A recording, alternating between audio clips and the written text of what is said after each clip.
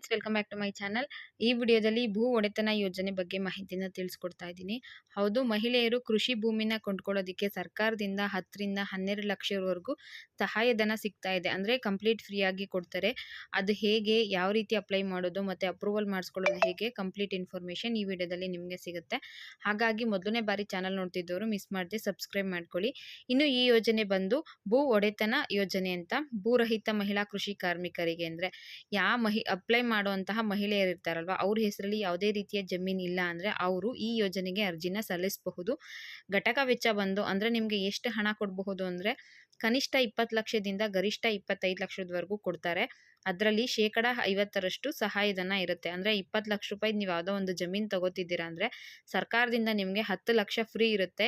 ಇನ್ನು 10 ಲಕ್ಷ ನೀವು ಪ್ರತಿ ವರ್ಷನೂ ಕೂಡ ಕಟ್ಕೊಂಡು ಹೋಗಬೇಕಾಗತ್ತೆ. ಪ್ರತಿ ತಿಂಗಳು ಆದರೂ ಕಟ್ಕೊಂಡು ಹೋಗಬೇಕು.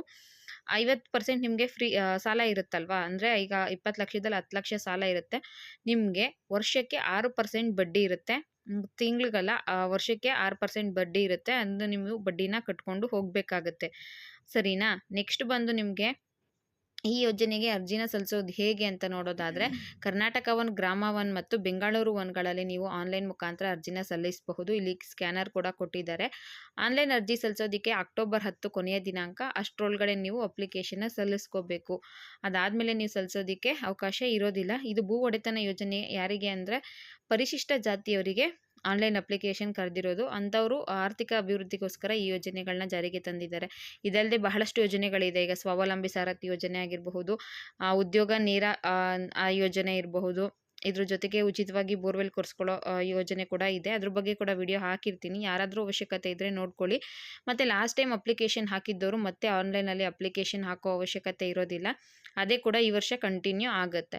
ಇನ್ನು ಈ ಯೋಜನೆ ಎಲ್ರಿಗೂ ಅಪ್ಲಿಕೇಬಲ್ ಆಗುತ್ತಾ? ಎಲ್ಲರೂ ಅಪ್ಲೈ ಮಾಡಿದ್ರೆ ಎಲ್ರಿಗೂ ಕೂಡ ಭೂಮಿ ಅಂದರೆ ಜಮೀನು ಕೊಳ್ಳೋದಕ್ಕೆ ಸರ್ಕಾರ ದುಡ್ಡು ಕೊಡುತ್ತಾ ಅಂದರೆ ಇಲ್ಲ. ಎಷ್ಟು ಜನ ಅಪ್ಲಿಕೇಶನ್ ಹಾಕಿರ್ತೀರೋ ಅಷ್ಟು ಜನದ ಲಿಸ್ಟು ನಿಮ್ಮ ಹತ್ತಿರದ ಅಂದರೆ ನಿಮ್ಮ ಕ್ಷೇತ್ರದಲ್ಲಿ ಯಾರು ಗೆದ್ದಿರ್ತಾರೋ MLAಗಳು ಅವ್ರ ಹತ್ರ ಲಿಸ್ಟ್ ಹೋಗುತ್ತೆ. ಅದರಲ್ಲಿ ಅವರು ಸೆಲೆಕ್ಷನ್ ಮಾಡ್ತಾರೆ. ಯಾರ್ದು ಸೆಲೆಕ್ಷನ್ ಆಗುತ್ತೋ ಅಂಥವರಿಗೆ ಅಂಥವರಿಗೆ ಬ್ಯಾಂಕಿನಿಂದ ಸಾಲ ಸೌಲಭ್ಯನ ಒದಗಿಸ್ತಾರೆ. ಬ್ಯಾಂಕ್ನವರು ಒಪ್ಕೊಂಡ್ರೆ ನಿಮಗೆ ಸಾಲ ಕೊಡೋದಕ್ಕೆ, ಅಲ್ಲಿ ಕೂಡ ಅಪ್ರೂವ್ ಆದರೆ ನಿಮಗೆ ಈ ಯೋಜನೆ ಮುಖಾಂತರ ಜಮೀನನ್ನ ತಗೊಳ್ಳೋದಕ್ಕೆ ಹಣ ಬಿಡುಗಡೆ ಆಗುತ್ತೆ. ಇದಾದಮೇಲೆ ಇಲ್ಲಿ ಪ್ರಾಬ್ಲಮ್ ಏನಪ್ಪ ಅಂದರೆ MLA ಕಡೆಯಿಂದ ಅಪ್ರೂವ್ ಮಾಡಿಸ್ಕೊಳ್ಳೋದು. ಬಹಳಷ್ಟು ಜನ ಆನ್ಲೈನ್ ಅಪ್ಲಿಕೇಶನ್ ಹಾಕಿದ್ಮೇಲೆ ಅದೇನಾದರೂ ಅಪ್ರೂವ್ ಆಯಿತು ಅಂದರೆ ಕರೀತಾರೆ ಅಂತ ವೆಯ್ಟ್ ಮಾಡ್ತಾರೆ. ಮತ್ತು ಕೆಲವರು ಏನಿರುತ್ತೆ ಇದ್ರ ಬಗ್ಗೆ ಆಲ್ರೆಡಿ ಇನ್ಫಾರ್ಮೇಷನ್ ಇರೋರು, ನಿಮ್ಮ ಕಡೆ ಯಾರು MLA ಗೆದ್ದಿರ್ತಾರೋ ಅಂಥವ್ರ ಹತ್ರ ಹೋಗಿ ಅಥವಾ ಬೇರೆ ಯಾರು ಮಧ್ಯವರ್ತಿಗಳ ಮುಖಾಂತರ ಹೋಗಿ ಅವ್ರದ್ದು ಅಪ್ರೂವ್ ಮಾಡಿಸ್ಕೊಂಡು ನೆಕ್ಸ್ಟು ಈ ಯೋಜನೆಯ ಸೌಲಭ್ಯನ ಪಡ್ಕೋತಾರೆ.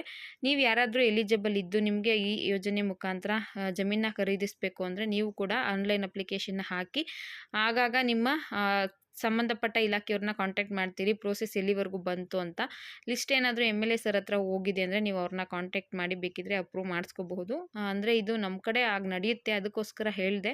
ವಿಡಿಯೋದಲ್ಲಿ ಹೇಳ್ಬಾರ್ದು ಇಲ್ವೋ ಗೊತ್ತಿರಲಿಲ್ಲ, ಆದರೂ ಹೇಳ್ತಾ ಇದ್ದೀನಿ. ನಮ್ಮ ಕಡೆ ಹೇಗೆ ಮಾಡೋದು, ಯಾವ್ದಾದ್ರು ಯೋಜನೆಗಳಿಗೆ ಅರ್ಜಿನ ಹಾಕಿದ್ರೆ ಹತ್ತಿರದ MLAಗಳಿಗೆ ಹೋಗ್ಬಿಟ್ಟು ಅವ್ರ ಅಪ್ರೂವ್ನ ಮಾಡಿಸ್ಕೊಳ್ತಾರೆ. ನೀವು ಹಾಗೆ ಮಾಡಬೇಕಾಗತ್ತೆ. ಈ ಯೋಜನೆ ಮುಖಾಂತರ ನೀವು ಲಾಭ ಮಾಡಬೇಕು ಅಂದರೆ ನೀವು ಭೂಮಿಯನ್ನು ಖರೀದಿಸಬೇಕು ಅಂದರೆ ನಿಮ್ಮ ಹತ್ತಿರದ MLA ನಿಮ್ಮ ವಿಧಾನಸಭಾ ಕ್ಷೇತ್ರದಲ್ಲಿ ಯಾರು ಗೆದ್ದಿರ್ತಾರೆ ಅಂಥವ್ರ ಹತ್ರ ಹೋಗಿ ನಾವು ಈ ರೀತಿ ಅರ್ಜಿನ ಹಾಕಿದ್ದೀವಿ, ನಮ್ಮದು ಲಿಸ್ಟ್ ಬಂದಾಗ ದಯವಿಟ್ಟು ಅಪ್ರೂವ್ ಮಾಡಿಕೊಡಿ ಅಂತ ಕೇಳ್ಕೊಬೇಕಾಗುತ್ತೆ. ಕೆಲವರು ಆ ರೀತಿ ಮಾಡ್ತಾರೆ, ಅದಕ್ಕೋಸ್ಕರ ಇದನ್ನು ತಿಳಿಸ್ದೆ. ಈ ರೀತಿಯಾಗಿ ನಿಮ್ಮ ಅರ್ಜಿಗಳು ಪ್ರೋಸೆಸ್ ಆಗ್ತವೆ. ಇನ್ನು SC ಅವರಿಗೆ ಇದು ಆನ್ಲೈನ್ ಅಪ್ಲಿಕೇಶನ್ನ ಕರೆದಿರೋದಾಗಿರೋದ್ರಿಂದ ಅವರು ಎಲಿಜಿಬಲ್ ಇರ್ತಾರೆ. ಅರ್ಜಿ ಸಲ್ಲಿಸೋದಕ್ಕೆ ಅಕ್ಟೋಬರ್ 10 ಕೊನೆಯ ದಿನಾಂಕ. ಇದಿಷ್ಟು ಈ ಯೋಜನೆಯ ಬಗ್ಗೆ ಮಾಹಿತಿ ಆಗಿತ್ತು. ವಿಡಿಯೋ ಇಷ್ಟ ಆಗಿದ್ದರೆ ಒಂದು ಲೈಕ್ ಮಾಡಿ, ಶೇರ್ ಮಾಡಿ, ಮಿಸ್ ಮಾಡದೆ ಸಬ್ಸ್ಕ್ರೈಬ್ ಮಾಡ್ಕೊಳ್ಳಿ. Thank you for watching friends.